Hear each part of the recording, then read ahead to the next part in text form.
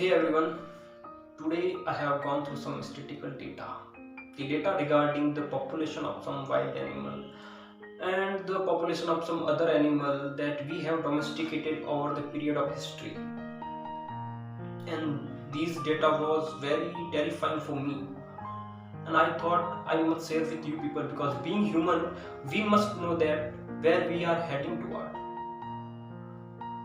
हम अगर आज भी कोई नेशनल जियोग्राफी चैनल की डॉक्यूमेंट्री देखें या फिर डिस्नी की कोई मूवी देखें तो हमें दिखाया जाता है कि सिम्बा एक राजा है जो जंगल पे राज कर रहा है।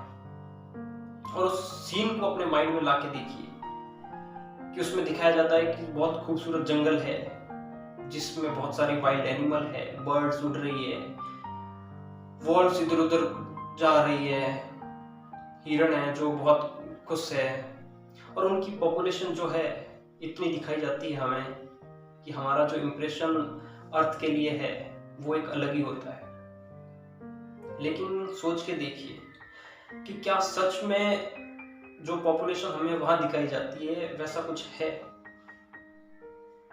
मेरे ख्याल से तो ऐसा नहीं है। अगर अर्थ पे आज सबसे ज्यादा पॉपुलेशन किसी की है तो वो दो ही चीजें हो सकती है, एक तो ह्यूमन खुद और दूसरा डोमेस्टिकेटेड एनिमल। मैं कुछ 4-5 डेटा आपके सामने रखूंगा और उन डेटा को जान के उसके बाद आपको सोचने की जरूरत है कि हम किस तरफ जा रहे हैं। पहला डेटा जो है अर्थ पे टोटल वॉल्व कितनी है उसका है। तो आप सोच के देखिए कि टोटल अर्थ पे वॉल्व कितनी होगी। वो डेटा है 2 लाख मात्र।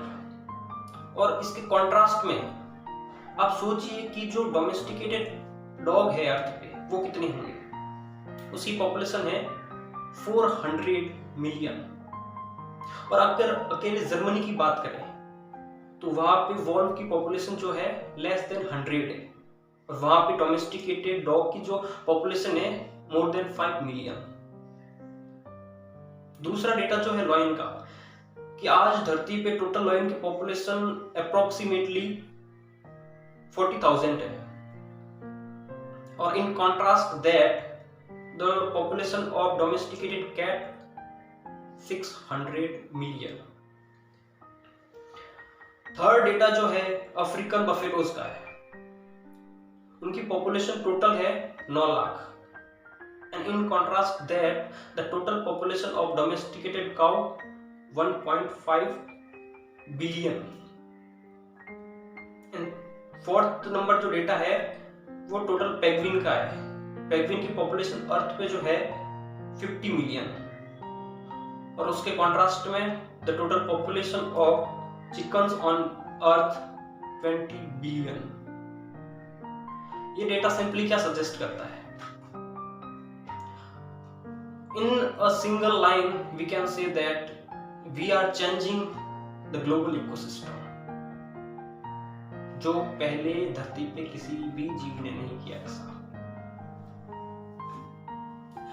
अगर हम बायोमास की बात करें, टोटल बायोमास ऑन अर्थ, तो हम इसको 3 कैटेगरी में डिवाइड करेंगे। Total biomass of domesticated animal, total biomass of human itself and total biomass of other wild creature. तो हम देखेंगे कि जो टोटल बायोमास जो है डोमेस्टिकेटेड एनिमल का वो 700 मिलियन टन है। 700 million ton, a huge amount। और ह्यूमन पॉपुलेशन का जो बायोमास है वो है 300 मिलियन टन। एंड गेस करिए कि जो अदर वाइल्ड क्रिएचर का कितना हो सकता है? It is less than 100 million. I think this data is very terrifying. और ये अंत नहीं है, हम उसी तरफ जा रहे हैं और ये नंबर ऐसे ही बढ़ते रहेंगे और वो जो नंबर जो बढ़ने चाहिए वो घटते जाएंगे। और इसमें हम सबका योगदान है, सबका। सुबह उठकर आप या मैं नहाने के लिए शैम्पू लेने जाते हैं, नहाने के बाद परफ्यूम मारते हैं, साबुन लगाते हैं या फिर बहुत सारे कॉस्मेटिक प्रोडक्ट यूज करते हैं। हम सबका योगदान है ये जो पॉपुलेशन जो डिक्रीज हो रही है वाइल्ड एनिमल्स की, और जो ये ग्लोबल इकोसिस्टम हम चेंज कर रहे हैं, इस सब में हम सबका योगदान है। मुझे समझ नहीं आ रहा है कि जो परफ्यूम हम यूज कर रहे हैं उससे हम क्या जताना चाहते हैं।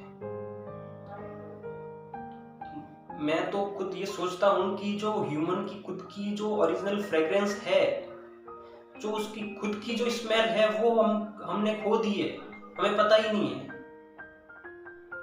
हम जो आज आसपास जो फ्रेग्रेंस हम एक दूसरे से पाते हैं, वो पता नहीं कौन से डीओ की है, कौन से एनिमल को मार के, कौन से एनिमल पे उसका टेस्ट हुआ है, हमें नहीं पता। लेकिन हम बस पता नहीं किस भीड़ को फॉलो कर रहे हैं। I do not care whether you do believe or not, but I must share. मुझे नहीं पता कि जब मैं बच्चा था तब मेरी फैमिली ने मेरे लिए कॉस्मेटिक प्रोडक्ट, परफ्यूम यूज किए या नहीं किए। As I belongs to the rural area, probability या चांसेस तो यही है कि नहीं किए होंगे। लेकिन जब से मुझे पता है, मैं समझने लगा, तब से मेरी लाइफ में मैंने एक सिंगल परफ्यूम यूज नहीं किया। और पिछले 2 साल से, लगभग 2 साल से मैंने कोई भी दूसरा कॉस्मेटिक प्रोडक्ट यूज नहीं किया। और लगभग मेरे को 6 महीने हो गए या फिर 6 महीने से ज्यादा हो गया कि मैंने हेयर ऑयल भी यूज नहीं किया, neither hair oil nor shampoo. मैं ट्राई कर रहा हूं कि मैं कितना मिनिमाइज कर सकता हूं अपनी लाइफ से कॉस्मेटिक प्रोडक्ट, ताकि कुछ कंट्रीब्यूशन मेरा हो। मुझे पता है कि मैं कंप्लीटली सारी चीजें इग्नोर नहीं कर सकता, लेकिन एक काम मैं कर सकता हूं कि मैं इन प्रोडक्ट को मिनिमाइज करूं अपनी लाइफ से। और मैं रिक्वेस्ट करूंगा हर एक से कि वो चीजें मिनिमाइज करें, क्योंकि मैं देखता हूं लोगों के घर में जो शीशा लगा हुआ है उसके आगे जो कॉस्मेटिक प्रोडक्ट के ढेर लगे होते मैं देखता हूं। मिलता क्या है मुझे नहीं पता उससे। आप सब लोगों ने बहुत से वीडियोस देखे होंगे जिसमें ये बताया जा रहा है कि कैसे बड़ी बड़ी कॉस्मेटिक कंपनियां हैं जो एनिमल्स पे ट्रायल करती है। उसमें सब बताया जाता है कि कैसे आप तक जो प्रोडक्ट आता है, कितने बेचारे जानवरों पे उनके टेस्ट होते हैं, और उन सारे प्रोडक्ट का क्या इंपॉर्टेंस है अपनी लाइफ में। खुद से एक बार सवाल पूछिए, क्या तुम्हारा गोरा दिखना, क्या तुम्हारे बालों का सुंदर होना, क्या तुम्हारे बॉडी से एक फ्रेग्रेंस का आना जरूरी है तुम्हारे सर्वाइवल के लिए? मैं हमेशा कोशिश करता हूं कि मैं अपनी लाइफ में वही चीज करूं जो मेरे सर्वाइवल के लिए इंपॉर्टेंट हो।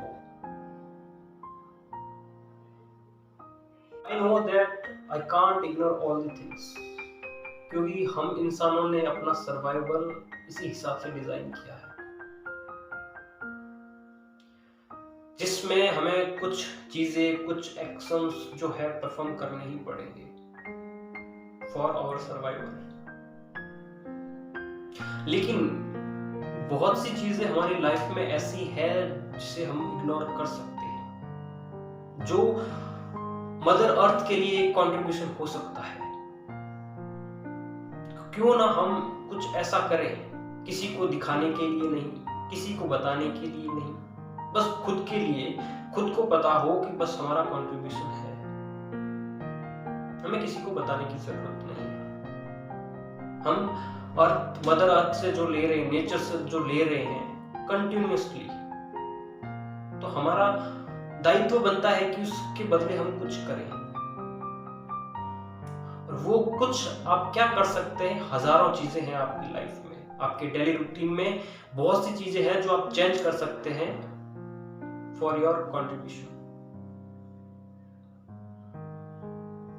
तो मुझे लगता है कि आप कुछ चेंज करेंगे अपनी डेली रूटीन में और अपना कंट्रीब्यूशन जो है देंगे।